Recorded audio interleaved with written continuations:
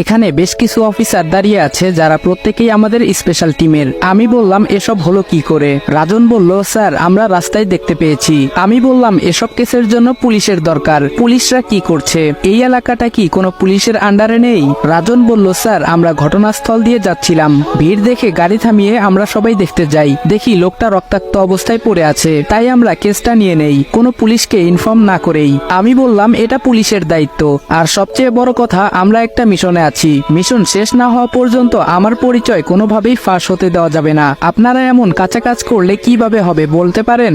রাজন বলল, sorry sir. আমি বললাম পুলিশকে ইনফর্ম করে তদন্ত করার জন্য দিয়ে দিন। দাঁড়ান, সিনিয়র স্যার কোথায়? আপনি আমায় ডাকলেন যে? রাজন বলল, সিনিয়র স্যার শহরের বাইরে আছেন, আমাকে বলেছেন আমাদের কোনো সমস্যা হলে আপনাকে জানানোর জন্য। আমি বললাম আচ্ছা, আপনারা স্যারকে জানাননি এই ঘটনার কথা? রাজন বলল, না স্যার, স্যার বলেছিল উনাকে ডিস্টার্ব না করার জন্য। আমি বললাম ও আচ্ছা, দাঁড়ান ব্যাপারটা আমি দেখছি, পুলিশের কাছে দেওয়ার দরকার নাই। আমাদের একটা স্পেশাল টিম গঠন করেছেন আমাদের সিনিয়র স্যার, উনার অবর্তমানে যার পুরো দায়িত্ব আমার কাঁধে, আর এখন আরো একটা দায়িত্ব পড়লো। আমি বললাম আচ্ছা, লোকটাকে গুলি কে করেছে? রাজন বলল, কেউ মুখ খুলেনি স্যার। আমি বললাম আশ্চর্য, জনসম্মুখে কেউ একজনকে গুলি করে দিল আর কেউ মুখ খুলছে না?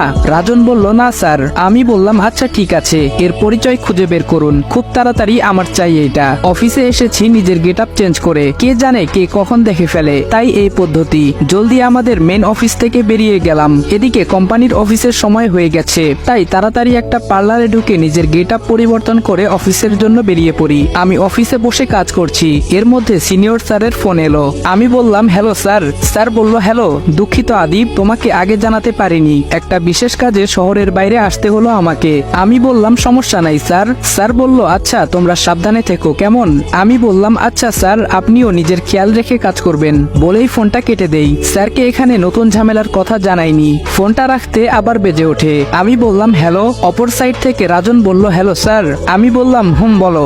রাজন বলল, যে লোকটা খুন হয়েছে সে স্যার আওয়ারা টাইপের লোক, যাকে বলে বখাটে, টাকার বদলে খারাপ সব কাজ করে। আমি বললাম ও আচ্ছা, তাহলে বাদ দাও, এসব লোকের মৃত্যু এভাবেই হবে, না জানি এরা আগে কত লোকের জীবন নিয়েছে। রাজন বলল, ওকে স্যার। আমি বললাম তা কে মেরেছে জানতে পারলে কিছু?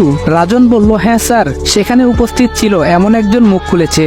আমি বললাম গুড, কে সে? রাজন বলল, রাফসান চৌধুরী, শুধু এই নামটাই গুলি করার পর চিৎকার করে বলেছিল। আমি বললাম আচ্ছা, এই রাফসান চৌধুরী সম্পর্কে কিছু জানতে পারলে? রাজন বলল, খোঁজ চলছে স্যার। আমি বললাম ওকে, তাড়াতাড়ি করো, বলেই ফোন কেটে দিয়ে নিজের কাজে মনোযোগ দেব। তখনই আমার মনে পড়লো কি নাম বললো? রাফসান চৌধুরী মানে আরসি, এখানেও আরসি। ফোনটা নিয়ে রাজনকে ফোন দিলাম আবার। আমি বললাম হ্যালো। রাজন বলল, হ্যালো স্যার। আমি বললাম শুনো, এই রাফসান চৌধুরীর ফুল ডিটেলস আমার চাই, সে কি করে, কোথায় থাকে, এভরিথিং।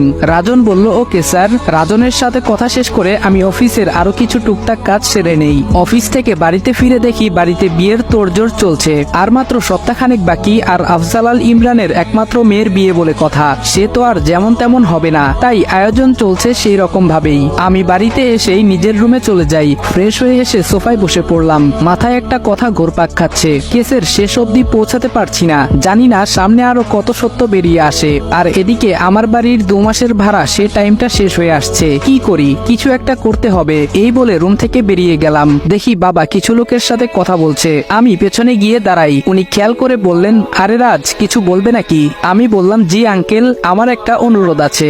বাবা বলল, বলো। আমি বললাম, আঙ্কেল আমি তো 2 মাসের জন্য ভাড়াতে থাকতে এসেছিলাম, কিন্তু এখন দেখছি আমার কাজ এখনো শেষ হয়নি, তাই আমার আর কিছু সময় লাগবে, এজন্য বলছিলাম আমাকে আর কিছুদিন থাকতে হতে পারে। কথাগুলো বিনীত সুরে বললাম। আমার কথা শুনে উনি কিছুটা গম্ভীর হলেন, তারপর ভেবে বললেন, থাকতে পারো, তবে আমার একটা শর্ত আছে। আমি বললাম বলুন।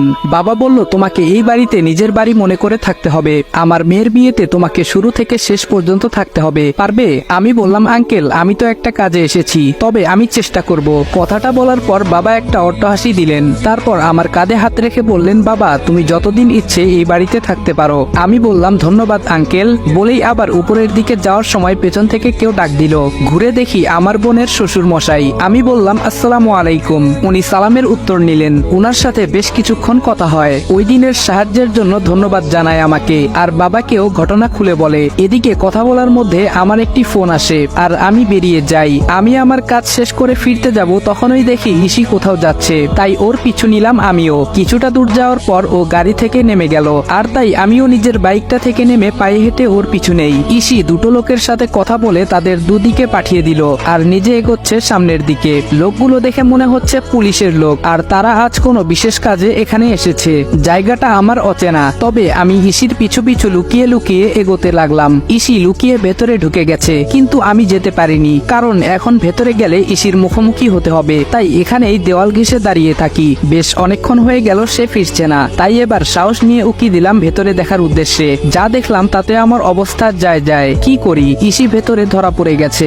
একটা ছেলে সেখানে আছে, যদিও অনেকেই আছে, তবে সে যে এখানকার বস সেটা বুঝতে বাকি থাকলো না তার পোশাক আর স্টাইল দেখে। কি করব ভাবছি, কিন্তু বেশিক্ষণ ভাবার টাইম নেই, যে কোনো সময় ওরা গুলি করে দিতে পারে। তাই গায়ের শার্টটা খুলে ভালো করে মুখটা পেঁচিয়ে মুখোশ করে নিলাম, আর পেছন থেকে কয়েকজনকে শুট করায় অনেকেই নিচে পড়ে গেছে।